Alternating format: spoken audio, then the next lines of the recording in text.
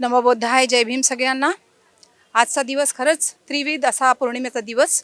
कारण आजच्या दिवशी जे बोधिसत्व सिद्धार्थ आहे त्यांचा जन्म झाला. आजच्या दिवशी सिद्धार्थ यांना बोधित्व प्राप्त होऊन ते संबुद्ध झाले आणि आजच्याच दिवशी त्यांचं महापरिनिब्बाण झालं.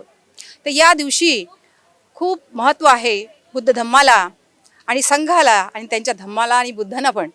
तर या दिवशी भगवंताने आपल्याला जो दुःख मुक्तीचा मार्ग दिलेला आहे, या दुःख मुक्तीच्या मार्गातून आपण शांतता प्रस्थापित करतो आणि ही शांतता पूर्ण जगभर पसरो, हेच आमचं ध्येय आहे. भगवंताचंही ध्येय हेच होतं की सगळे शांतताने राहो, दुःखातून मुक्त राहो. म्हणून त्यांनी हा मार्ग दाखवला होता आपल्याला.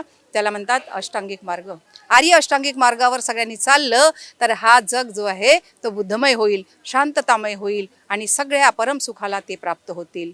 तेव्हा मी म्हटलं की भगवंतांनी दाखवलेला जो आर्य अष्टांगिक मार्ग आहे त्याच्यावरच सगळ्या लोकांनी चालण्याचा प्रयत्न करावा.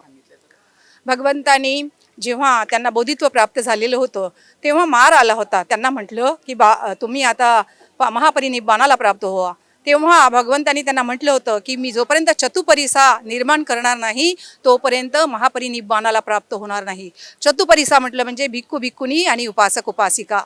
भिक्खू भिक्खुनी आणि उपासक उपासिका सगळ्यांना त्यांनी नियम दिलेले आहे भगवंतांनी. विनय पिटकामध्ये भिक्खू भिक्खुनीचे नियम आहेत, तसेच त्यांना जे उपासक उपासिका आहेत त्यांना पण नियम दिलेले आहे. याचा अर्थ असा की भिक्खू भिक्खुनी यांनी धम्माचं वाचन करून, अभ्यास करून, धम्म ग्रहण करून अनुभूती करावं आणि तो धम्माचा जो उपदेश आहे तो आपल्या उपासक उपासिकांना द्यावा.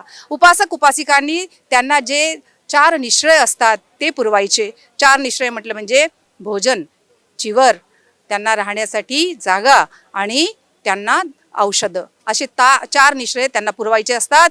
त्या बदल्यात हे जे भिक्खू भिक्खुनी आहे त्यांना त्यांचा धम्म उपदेश देऊन त्यांनाही या दुःखातून मुक्तीचा मार्ग भगवंतांनी दाखवलेला जो आहे तो सांगायचा असतो. आजच्या युवकांना माझा हेच संदेश आहे की तुम्ही या विहारात या आणि या विहारात धम्म शिका आणि आपल्या जीवनाला एक वळण द्या आणि जसं सुमार्ग आहे तो द्या. कारण भडकटलेले आहे धम्म, तुम्ही जाणत नाही. धम्मामध्ये इतकी ताकद आहे की तुम्हाला कोणत्याही संकटातून बाहेर काढता येईल. त्या धम्माला लहानपणापासून जर तुम्ही जोपासला असता, तुम्ही शिलामध्ये असता आणि तुम्ही उपदेश ऐकला असता बुद्धांचा, तर आज तुमच्यावर इथे तिकडे भटकायची वेळ नसती आली. तुम्ही अगदी सुमार्गावर चालले असता. आजही काही बिघडलं नाही. आजही तुम्ही विहारात या, विहारात धम्मामध्ये राहा. धम्माचं जे भगवंतांनी सांगितलेले उपदेश आहे ते तुमच्या कामाचे आहेत. ते वाचा, ते ऐका, त्याला अनुसरण करा आणि भगवंतांनी जसं सगळ्यांना सांगितले, राजे महाराजे आणि युवकांना, लहान मुलांना, वृद्धांना, त्यांनी सर्व संदेश दिलेले आहे. त्या संदेश तुम्हाला भिक्खू भिक्खुनी तुमच्यापर्यंत पोहोचवतात. ते ऐका. त्यासाठी तुम्हाला विहारात यावं लागेल. आणि युवानच नाही तर लहान जे नवीन पिढी आहे आता जन्माला आलेली आहे, तर आता 3, 4, 5 वर्षाची आहे, त्यांना पण आपण विहारात आणायला पाहिजे की येणारी पिढी आपली हे धम्मामध्ये राहू शकते, त्यांना एक मार्ग मिळू शकते आणि आपलं ध्येय ते गाठू शकतात.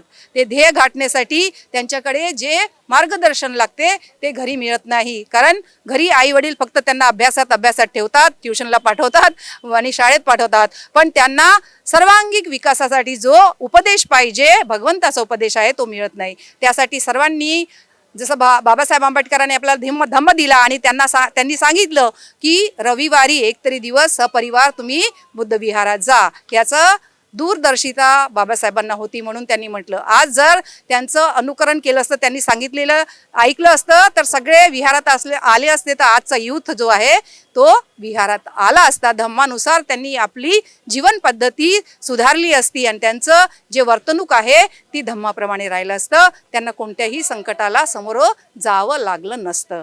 आजची पिढी जे शिकून सवरून अगदी बेरोजगार आहे त्याच्यासाठीही धम्म त्यांना उपदेश दिला असता की स्वतःच्या पायावर उभा राहण्यासाठी तुम्हाला काय काय करावं लागेल.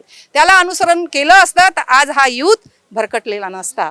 म्हणून आजही त्यांनी या धम्माचा काय घ्यायचा, सहारा घ्यायचा, त्याचा उपयोग करून घ्यायचा. भगवंताची जी वचनं आहेत, बाबासाहेबांची जी वचनं आहेत, त्याला अनुसरून जर आपलं वर्तणूक त्यांनी केलं तर या आयुष्यामध्ये त्यांना यश प्राप्त होण्यासाठी कोणी थांबवू शकत नाही. एवढं सांगणं आहे. साधू साधू साधू.